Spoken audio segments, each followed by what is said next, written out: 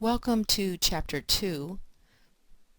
This chapter deals with planning and providing special education services.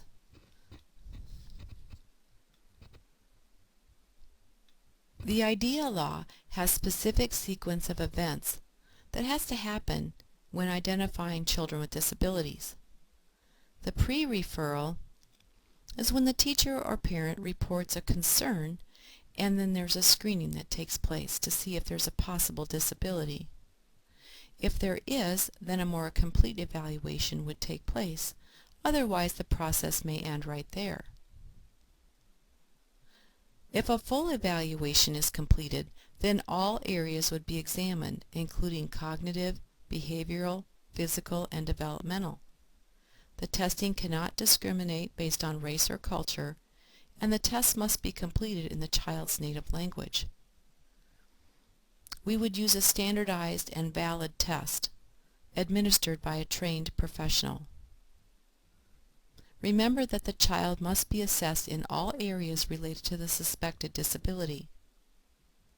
It's important to remember that we cannot use a single procedure or test for determining a disability. We need to have many different types of measures that are culture fair. And from that, an individualized plan is developed to meet the student's needs.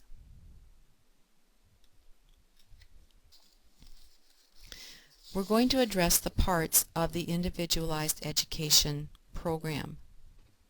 When completing this plan, the team must include the parents, the regular education teacher, special education teacher, a representative of the local education agency, and maybe even a person to interpret the implications of the results. Sometimes it's overwhelming for parents, and having another support person there is an advocate and someone that can help. We would also want to include related service personnel. For example, if it was an occupational therapist that was involved, they would be invited to the team meeting. The student, if they are 14 years and older, is required to attend, at least be invited. We would want them to be invited at a younger age if they are appropriate. Let's look at the parts of the IEP. The IEP must be developed and implemented for every student with a disability between the ages of 3 and 21. An individualized family service plan, IFSP, would be developed between the ages of 0 and 3. So the components of the IEP include the level of current performance, include measurable goals, and a way to know if these goals are being met. All related services need to be outlined in the IEP. If the child needs to be out of the classroom, we have to define when and why. If there needs to be any change in the testing procedures for standard tests, those need to be addressed. One important component is transitional services. Beginning at the age of 16, the IEP needs to address what the student will need when they graduate from school. In other words, planning for a vocation, military service, college education, or an apprenticeship program. There are other important concerns for the IEP. Of utmost importance are the strengths of the child. Many times these go unnoticed. We would also want to note any concerns that the parents have and findings from recent evaluations. In addition, we would want to consider any other special factors that might be apparent, such as behavioral problems, language barriers, or any need for other services for communication or assistive technology. One major area that needs to be defined in the IEP is the least restrictive environment. Children must be educated with individuals without disabilities to the maximum extent appropriate.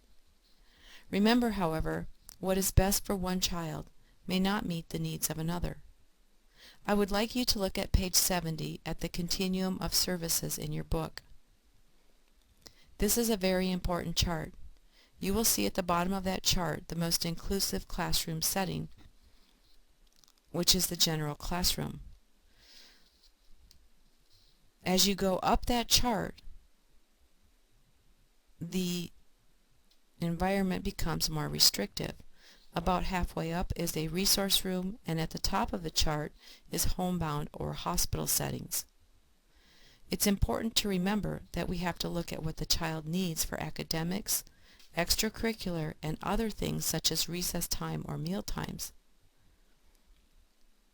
The least restrictive environment depends on the child, and it is a very relative term. We want the child closest to the general classroom that still meets their academic needs.